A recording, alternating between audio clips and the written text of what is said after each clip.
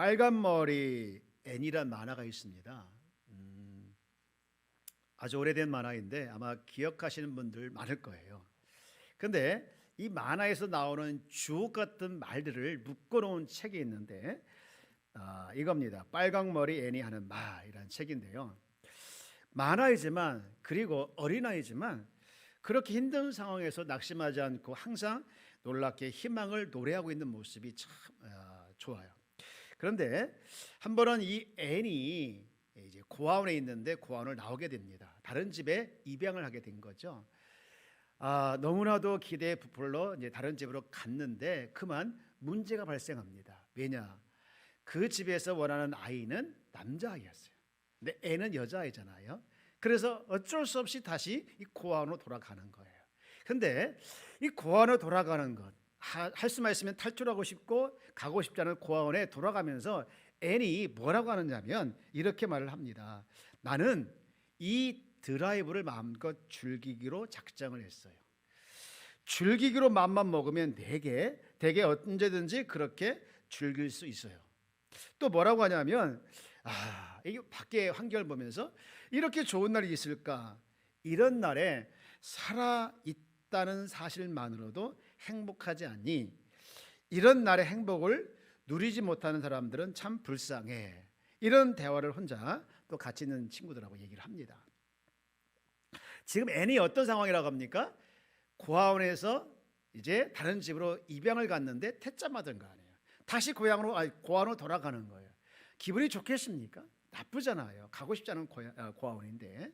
그런데 이런 말을 한다. 참 어린 소녀이지만 또 만화이지만 이런 긍정적인 모습이 우리 어른들에게 도전을 주기도 하고 부끄럽게 하는 것 같아요. 근데 그 책에 보면 명언이 참 많이 나온대요. 제가 하나만 좀 소개한다면 이런 명언도 있습니다. 저는 뭔가를 즐겁게 기다리는 것에 그 즐거움이 절반이 있다고 생각해요. 그 즐거움이 일어나지 않는다 해도 즐거움을 기다리는 동안의 기쁨이란 틀림없이 나만의 것이니까요. 멋있죠? 별로 안 멋있는 것 같아요. 정말 이 작가의 말처럼 절망에서 희망을 찾아내는 그 아주 특별한 능력을 가진 소녀이다, 이렇게 볼 수 있는데요. 이 작가가 이 애니하는 말을 적게 된 사연을 이제 소개를 하는데, 그는 인간관계를 실패하고 또 소설가의 꿈을 가지고 좋은 회사에 취직했는데 잘 안 돼서 퇴직을 하고 사표를 내고 이제 할 수 있는 것이 아무것도 없어요. 그래서 깊은 우울증에 빠져 이제 집에 누워만 있습니다. 문 열기도 귀찮고 아무것도 움직이는 걸 싫어하는 그때에 이제 텔레비만 틀어놓고 있는데 그때 이 빨강머리 앤이 계속해서 나오는 거였습니다. 뭐 보는 게 아니라 들었겠죠. 그런데 듣는데 이렇게 누워 있는데요, 한 번은 이 빨강머리 앤이 말한 대사가 꼭 자기한테 하는 것 같더라는 거예요. 뭐라고 하느냐면 엘리자가 말했어요. 세상은 생각대로 되지 않는다고 하지만 생각대로 되지 않는다는 건 정말 멋져요. 생각지도 못했던 일이 일어나는 걸요. 이렇게 말을 한 거예요. 이 말이 꼭 자기한테 하는 말 같이 들려지면서 그 말을 계속해서 다시 듣고 다시 듣다가 그만 자기도 모르게 눈물을 쭉 흘리는 거예요. 그리고 그 만화에서 하는 그 애니하는 말 중에 정말 의미 있는 말, 또 좋은 말을 이렇게 적어서 이제 모았어요. 그리고 책을 낸 게 그 책이고, 그리고 거기서 이제 이 작가가 소설가로 다시 재기를 하게 됩니다. 이 존 메가다 목사님이 쓰신 책이 하나 있는데 이 자족 연습이라는 책인데요, 그 책에 보면 이런 말을 합니다. 잘못된 상황 때문에 망한 사람은 없다. 그러나 잘못된 대응으로 망하는 사람은 많다. 이 빨간머리 애니라는 그 만화가 주는 교훈이 바로 이겁니다. 우리는 대부분이 잘못된 상황 때문에 망하는 것이 아니라 그 잘못된 상황에 대해서 잘못 대응하기 때문에 어려움을 겪고 망하는 경우가 많아서요. 여러분, 오늘 읽은 이 빌립보서 4장 11절 말씀도 마찬가지인데요, 11절에 이렇게 기록이 되어 있죠. 내가 궁핍함으로 말하는 것이 아니니라. 궁핍함으로 말하는 것이 아니라 뭘 말하고 싶습니까? 어떠한 형편에든지 나는 자족하기를 배웠노니. 지금 우리는 이 궁핍이라는 상황 때문에 망하는 것이 아니라 그 궁핍에 대해서, 이 궁핍이라는 상황에 대해 잘못 대처하기 때문에 망하는 것이 현실이다라는 거예요. 그래서 바울은 지금 자기에게 주어진 이 궁핍에 대해서, 이 궁핍에 대한 형편에 대해서 어떻게 대처하고 있느냐, 끝절에 나와 있는 것처럼 그가 그 궁핍에 대해서 지금 나는 자족하기를 배웠다는 거예요. 여러분, 우리가 이 건강하고 또 기쁜 생활을 하기 위해서는요, 우리가 반드시 회복해야 할 두 가지 균형이 있는데, 그 균형이 뭐냐? 여러분, 이 균형이 여러분 삶의 지침이 되었으면 좋겠습니다. 첫 번째 균형은 이겁니다. 우리가 회복해야 할 균형은 자족을 연습하는 거예요. 여러분, 바울은 지금 어떤 형편에 처하든지 자족하는 법을 배웠다 말하잖아요. 그리고 이어서 무엇에 대해 자족했느냐, 구체적인 내용을 12절에 이렇게 말을 하고 있는데요. 우리 한번 같이 읽어볼까요? 시작. 나는 비천에 처할 줄도 알고 풍부에 처할 줄도 알아. 모든 일 곧 배부름과 배고픔과 풍부와 궁핍에도 처할 줄 아는 일체의 비결을 배웠노라. 여기서 배웠다라고 하는 것은요, 학교에 가서 학원에 가서 이론을 배운 게 아니라 살아가면서 체험하면서 배운 거라는 거예요. 그리고 알았다. 내가 비천에 처할 줄도 알고 또 풍부에 처할 줄도 알아. 이 안다라는 동사가 두 번 나오는데, 이 비천과 풍부 모두에서 자기는 뭘 배웠느냐? 자족하는 것을 배웠다는 것을 지금 강조하고 있는 거예요. 이처럼 지금 바울은 어떤 상황이든지 그 상황을 이 자족을 배우는 도구로 승화시키는 것을 지금 강조하고 있대요. 그래서 그 앞에 빌립보서 4장 6절에 보면 그가 이런 말을 하는데, 아무것도 염려하지 말고 다만 모든 일에 무엇 하겠습니까? 기도와 간구로 너희 구할 것을 감사함으로 하나님께 아뢰라. 여러분, 이 말씀이 정말 귀한 게 뭐냐면 염려가 찾아올 수 있다는 거예요. 염려가 있을 수 있다는 거예요. 그런데 그 염려로 머물게 하지 않고 그 염려를 통해서 기도의 자료, 그게 그 염려를 가지고 기도의 자료, 감사의 재료로 바꿔버렸다는 거예요. 그래서 그 염려를 가지고, 기도의 재료, 감사의 재료를 가지고 바꿔서 어디로 갔느냐? 그것을 도구로 삼아서 하나님께 나아가는 재료가 되었다는 거예요. 그러고 보면 우리 안에 때로는 풍부할 때도 있지만 또 원치 않게 궁핍할 때도 있습니다. 근데 중요한 것은 그때마다 우리가 그것에 대해서 어떻게 대처하는가가 중요한 거예요. 그래서 전도서 7장 14절에 보면 이런 말을 하고 있는데요. 우리 한번 같이 볼까요? 시작. 형통한 날에는 기뻐하고 공고한 날에는 되돌아보아라. 이 두 가지를 하나님이 병행하게 하사 사람이 그의 장래일을 능히 하려 알지 못하게 하셨느니라. 형통한 거하고 기뻐한 거, 형통한 거, 곤고한 거, 여러분, 이게 누가 주신다는 거예요? 하나님이 병행하셔서, 하나님이 좋을 때도 나쁠 때도 있게 하신다는 거예요. 그래서 사람은 자기 앞길을 모른다는 거예요. 여러분, 이 잘못된 상황 때문에 망하는 사람은 없지만 잘못된 대응으로 망하는 사람이 있는 것이라면, 우리에게 어려운 것이 찾아올 때 이 두 가지를 하나님께서 병행하사 이런 관점을 가지고 우리가 바라보면 어떨까? 그런 일들이 도리어 하나님을 더 의지하게 하는 도구, 더 의지하게 하는 재료로 우리가 수용할 수 있다는 거예요. 제가 여러분 알고 있는 것처럼 암에 걸렸었잖아요. 하나님께서 제가 처음에 왜 이런 아픔을 주셨나라고 많이 원망을 했습니다. 그러다가 언제부턴가 제가 바뀌더라고요. 그 아픔이 오히려 더 하나님을 의지하게 되는 계기가 되었어요. 왠지 아십니까? 그 아픔이 오랫동안 제 안에 가지 않도록 빨리 치료받기 위해서. 그런데요, 더 시간이 지나면서 제가 깨닫게 된 것이 뭐냐, 결국에는 제게 찾아온 질병이 하나님을 더 의지하게 된 도구였다는 것을 깨닫게 됐어요. 그리고 하나님 앞에서 제가 제 생명이 있는 날 동안에 진실하게 또 신실하게 후회 없이 목회할 수 있도록 하게 하시는 하나님의 도구였다는 것을 또 깨닫게 된 거예요.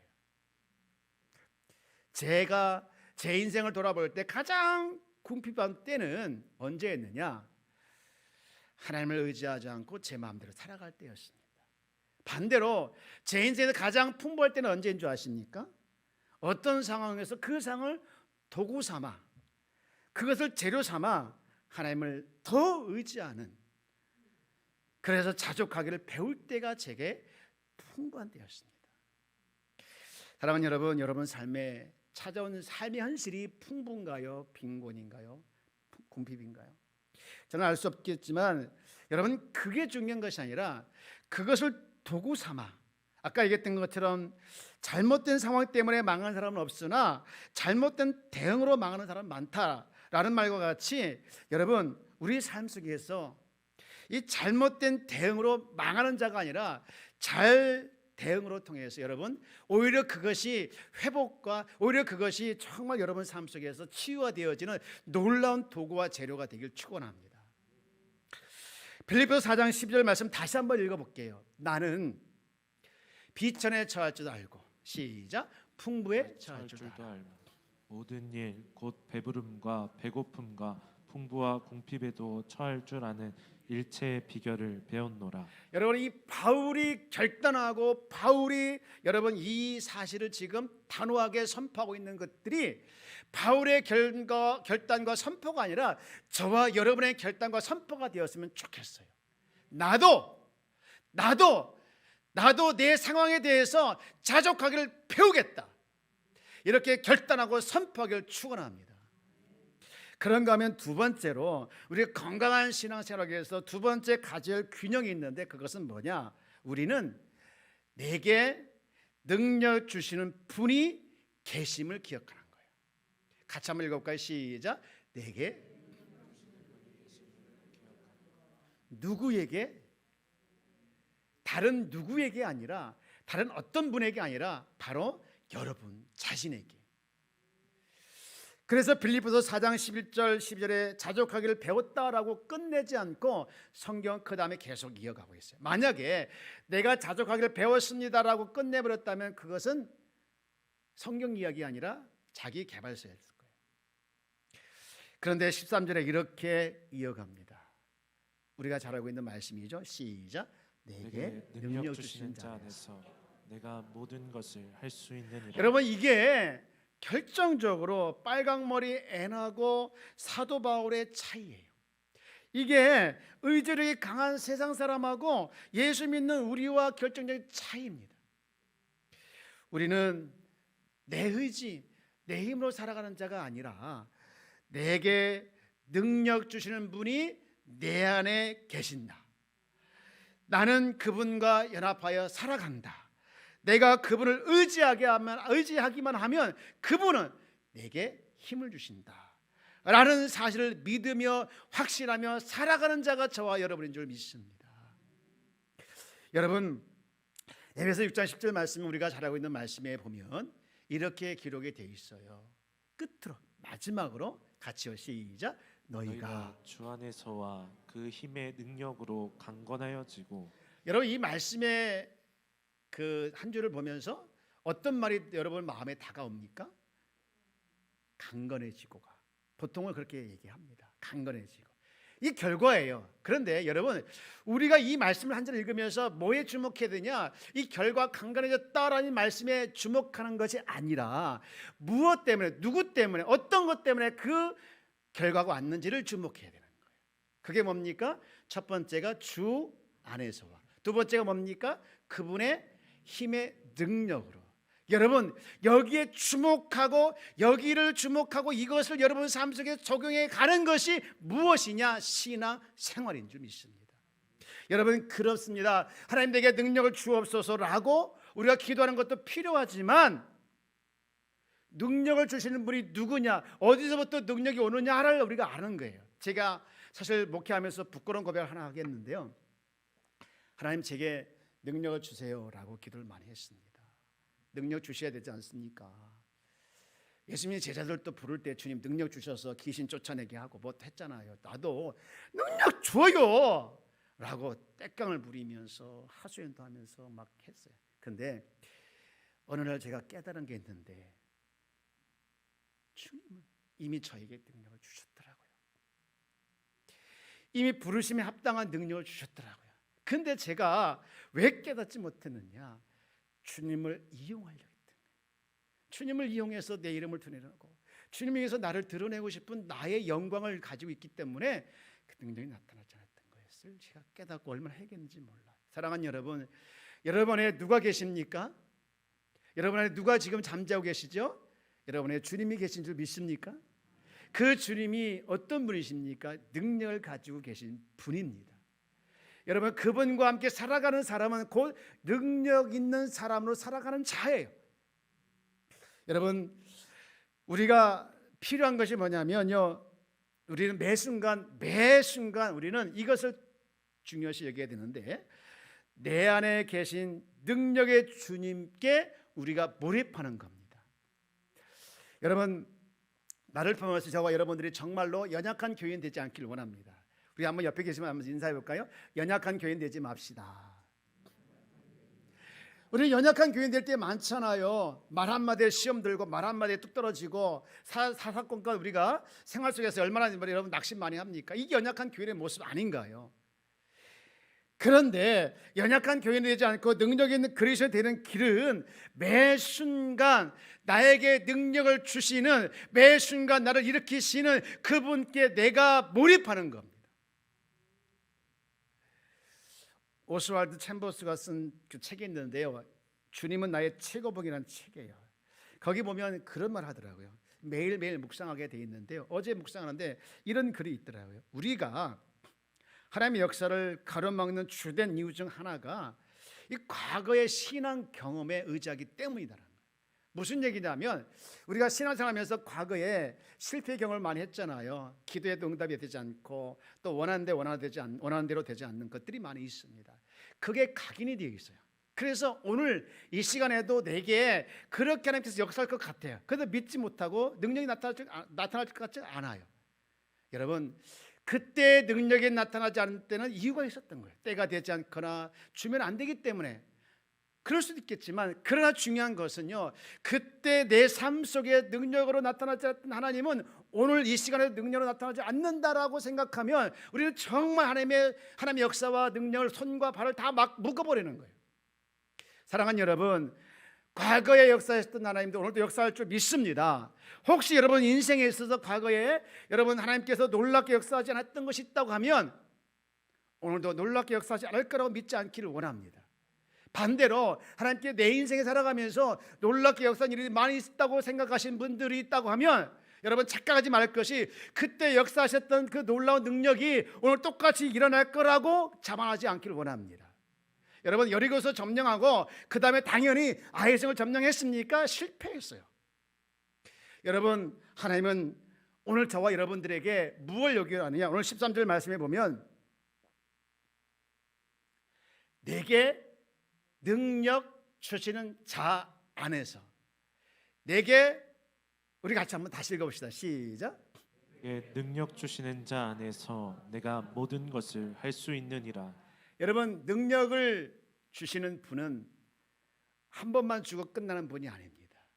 어제 능력을 주신 분은 오늘도 주시고, 오늘 능력을 주신 분도 내일도 주실 줄 믿습니다. 여러분, 매 순간 능력을 주시는 거예요. 매일 능력을 주시는 분이에요. 그렇기 때문에 우리가 그 하나님에 대해서 우리가 매 순간 집중하고 매 순간 우리가 그 하나님에 대해서 몰입하는 게 얼마나 중요한지 몰라요. 사랑하는 여러분, 여러분 이 시간 또 매일 삶 속에서 버텨내고 있는 힘이 뭔가요? 능력을 주시는 그분이 여러분 아무런 능력이 없는 나를 지금까지 여기까지 인도해 주셨는데, 여러분 왜 삶의 순간에서 회의감을 느끼고 있나요? 여러분, 내게 능력 주시는 그분을 알고 우리 힘으로 해보려고 하다 안 된 그 순간 혼자 눈물을 흘리면서 좌절해 본 적 있지 않습니까? 여러분, 그때마다 우리가 기억할 것이 있는데 하나님 안에 머물며 그분의 능력을 의지하는 겁니다. 사랑하는 여러분, 하나님 안에 머물고 그분의 능력을 철저히 매 순간 매 시간 의지하길 원합니다. 그래서 디모데전서 1장 2절에 보면 이렇게 선포하고 있는 거예요. 나를 능하게 하신 그리스도 예수 우리 주께 내가 감사합니다. 여러분, 이 고백이 여러분의 고백이 되길 축복합니다. 한 번은 다윗에게 엄청난 충격적인 사건이 일어납니다. 우리가 잘 알고 있는 아들 압살롬이 반역을 하잖아요. 그래서 이 광야로 피신을 합니다. 그런데 그 광야를 피신하고서 그가 이런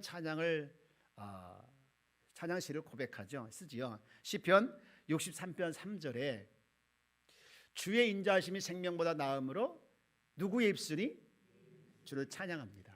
또 4절에 이렇게 말을 합니다. 이름으로 나의 평생의 주를 송축하며 주의 이름으로 말미암아 내 아의 손을 들리리라. 여러분, 눈을 감으면 하나님의 놀라운 은혜와 함께 하심이 보이는데 눈을 뜨면 현실이에요. 누가?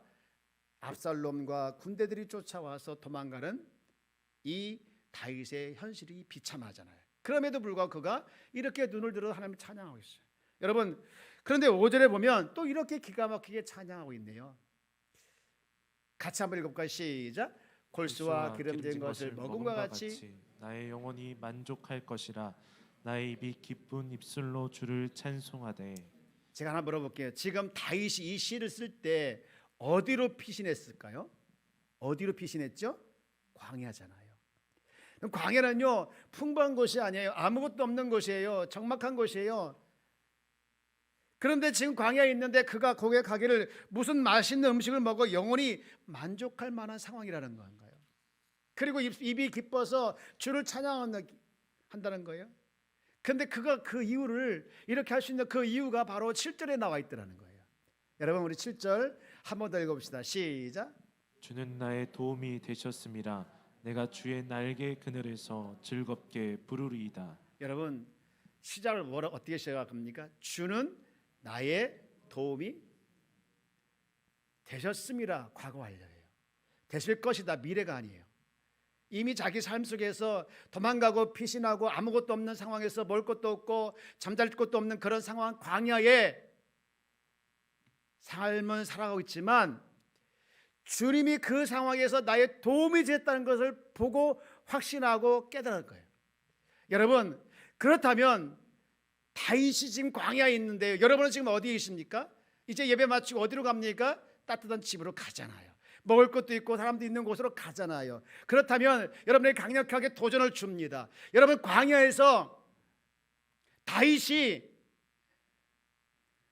도움이 되셨다고 고백했다고 하면, 그 다윗이 하나님을 그 광야에서 발견했다고 하면 여러분도 발견하지 못할 이유가 없는 줄 믿습니다. 여러분도 그 삶의 현장에서, 고난과 여러 가지 역경의 현장에서 살아계신 하나님께서 반드시 역사하고 있다는 것을 보시고 발견하는 은혜가 있길 원합니다. 무엇이 여러분 힘들게 하는지는 모르겠습니다. 경제입니까? 돈입니까? 아니면 몸의 질병인지 사람과의 관계인지 모르겠지만 하나님 여전히 변함없이 다윗에게 역사하셨던 그 하나님은 지금 내 삶의 현장에서 똑같이 역사하고 계심을 보시길 원합니다. 보시길 원합니다. 보셔야 됩니다. 그래서 주는 나 양진만의 도움이 되셨습니다 라고 고백하길 원합니다. 여러분의 이름을 놓고 한번 고백해 봅시다. 미리 시작. 주는. 이제 말씀을 한 구절 더 보고 마치도록 할게요. 고린도후서 6장 10절인데 제가 읽어드릴게요. 근심하는 자 같으나 항상 기뻐하고, 가난한 자 같으나 많은 사람을 부유하게 하고, 아무것도 없는 자 같으나 모든 것을 가진 자로다. 저는요, 여기서 이렇게만 했으면 좋겠어요. 항상 기뻐하고, 사람을 부유하게 하고, 모든 것을 가진 것. 여러분, 이게 좋죠? 솔직히 아니, 좋아요 안 좋아요?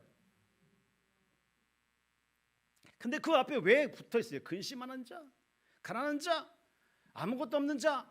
여러분, 이게 붙어 있는 이유가 있어요. 여러분, 이것이 약한 우리의 현실이라는 거예요. 육신을 가진 우리는 하루를 살아갈 때 12번 더 낙심하고 12번 더 초라한 존재를 느끼는 것이 우리의 존재임을 지금 강조하기 위해서 이렇게 말씀하고 있는 거예요. 여러분, 그러나 그럼에도 불구하고 우리는 넘어지지 말아야 할 이유가 있는데, 그 현장, 좋을 때도 나쁠 때도 그 현장에 변함없이 역사하시고 있는 그 하나님이 여러분에게 능력으로 함께 있기 때문에 여러분, 이것에 좌지우지 않기를 원합니다. 저도 이제 주일에 나가면 여러분도 마찬가지일 거예요. 여러분들 주일에 이렇게 놓으면 찬양하고 기도하고 하면 좋지요. 예배드리고 하면 좋잖아요. 온라인 예배 드릴 때 얼마나 힘들었습니까? 그래도 좀 풀어줘가지고 감사한데, 이렇게 은혜 받고 이제 집에 돌아가면 막 그 은혜가 계속 유지되면 좋은데, 집에 가면요 그 은혜가 또 떨어져요. 당장 나가면, 밖에 나가면 또 월요일 되면 딱 까먹고요. 그래서 수요 예배가 그래서 금요 예배가 필요한 거예요. 주일 한 번 그냥 뗄랑 해가지고 여러분 신앙 잘 큰다 택도 없는 하지 마세요. 화요일 올 거야 안 올 거야? 올 거야 안 올 거야? 목요일 올 거야 안 올 거야? 최영준 집사님 화요일에 올 거야 안 올 거야? 여기서 근무하면서 왜 안 와? 나 보자. 여러분, 우리가 한 번 주일을 와서요 그냥 가면요, 여러분 우리 신앙이 참 성장 얼마나 좋겠습니까? 여러분 집에 있는 꽃이 있는지 모르겠지만 그 한 번 주고 1년 내내 그 꽃이 잘 핍니까? 물 주고 끝나면? 우리의 신앙은 성장하기 위해서 계속해서 주로부터 공급받아야 되는 거예요. 여러분, 우리 삶의 이제 현실은 달라진 것이 없을지 몰라요. 지난주나 또 앞으로 다가올 한 주가 달라진 것 없이 힘들지 몰라요.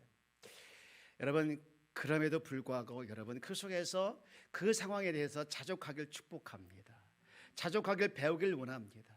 그리고 또 하나, 그 형편에서 나의 능력이 되시는 주님이 내 안에 계시고 나는 그분으로 말미암아 살아가고 있다는 것을 늘 기억하길 원합니다.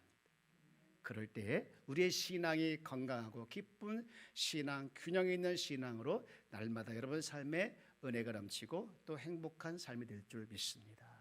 그런 한 해가 또 한 주가 되어지길 주의 이름으로 축원합니다.